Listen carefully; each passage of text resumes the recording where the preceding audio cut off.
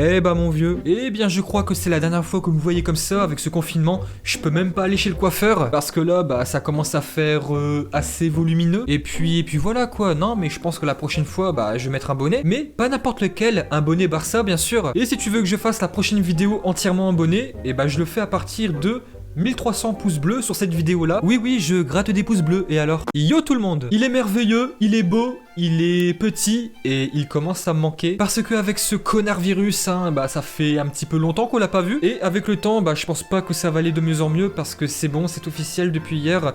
L'Euro et la Copa América est reporté d'un an. Ça sera pas 2020, ça sera 2021.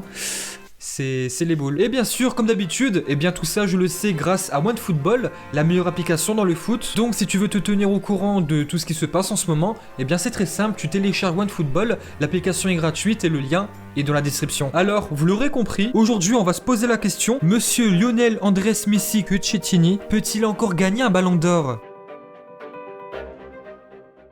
En décembre dernier, j'ai eu la chance d'assister au match Barcelone-Mallorca et bien sûr d'admirer Léo soulever son 6ème ballon d'or et marquer un triplé au passage, hein, c'est normal. Bah ouais, logique. Tranquille. Et vraiment, quand je l'ai vu brandir son 6ème ballon d'or, comme ça, eh bien la question que je me suis posée, est-ce que c'est la dernière fois qu'on va voir un joueur brandir son 6ème ballon d'or ?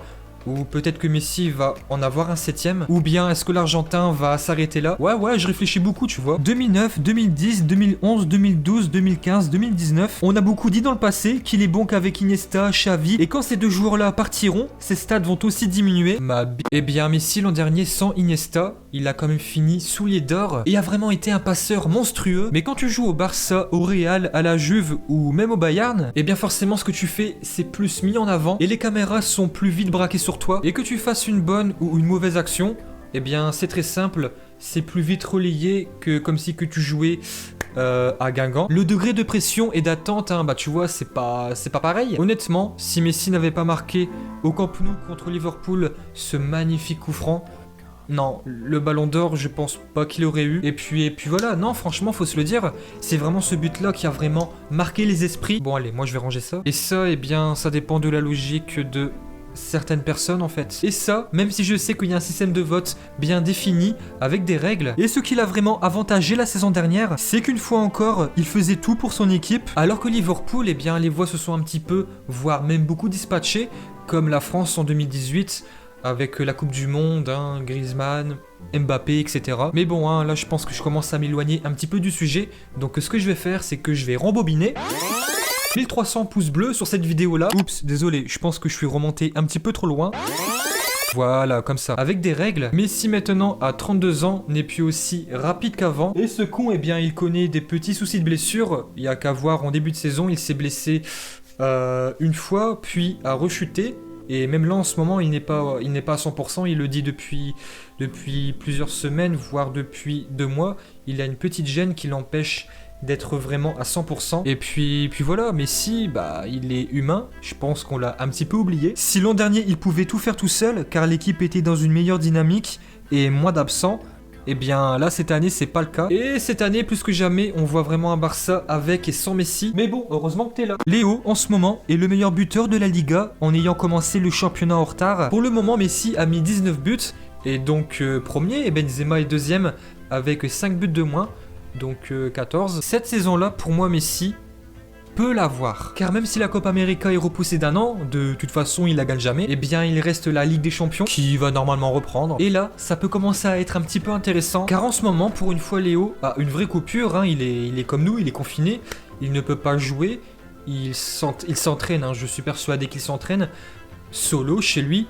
Mais voilà, ça lui fait quand même une bonne petite coupure. Voilà, là maintenant Messi, il peut vraiment se soigner correctement. Mais surtout, Suarez va donc revenir à temps. Et comme je l'ai dit, souvent dans le passé, il y a eu des imbéciles qui ont dit que Messi est dépendant d'Iniesta, de Xavi. C'est faux, c'est complètement faux. Mais par contre, dépendant de Suarez, c'est un petit peu plus vrai. Et pour s'en rendre compte, eh bien, il suffit de regarder les matchs.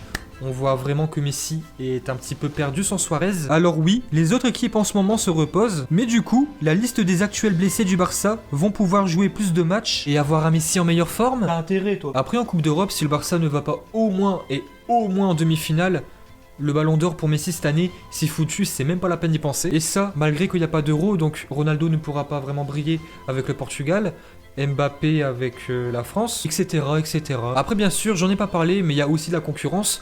Ronaldo a bien commencé l'année civile, il marque beaucoup de buts. En 2020, Neymar est aussi très intéressant. Mais comme d'habitude, tout ça va vraiment se jouer dans le dernier carré de Ligue des Champions et pas avant. Mais par contre, pour la saison 2020-2021, ça sera sûrement sa dernière chance. Au mercato estival, le Barça va vraiment se renforcer, c'est obligé. Il y aura soit Neymar, Martinez ou bien d'autres joueurs. Et peut-être aussi un retour de Coutinho, un vrai retour, même si c'est pas vraiment d'actualité. Et enfin, si Kike Setien reste, il pourra enfin avoir un vrai début de saison, une pré-saison, et bien démarrer les choses tout simplement. L'an prochain, je vois un Messi créateur plus que jamais, et si Neymar ou Martinez vient, dans tous les cas, ça sera bénéfique pour le Barça. Et puis voilà, reste plus qu'à attendre et observer. Bon voilà tout le monde, j'espère que vous avez aimé cette vidéo. Si c'est le cas, un abonnement si c'est pas fait, un gros pouce bleu, c'est super important pour moi, un commentaire, un partage, etc.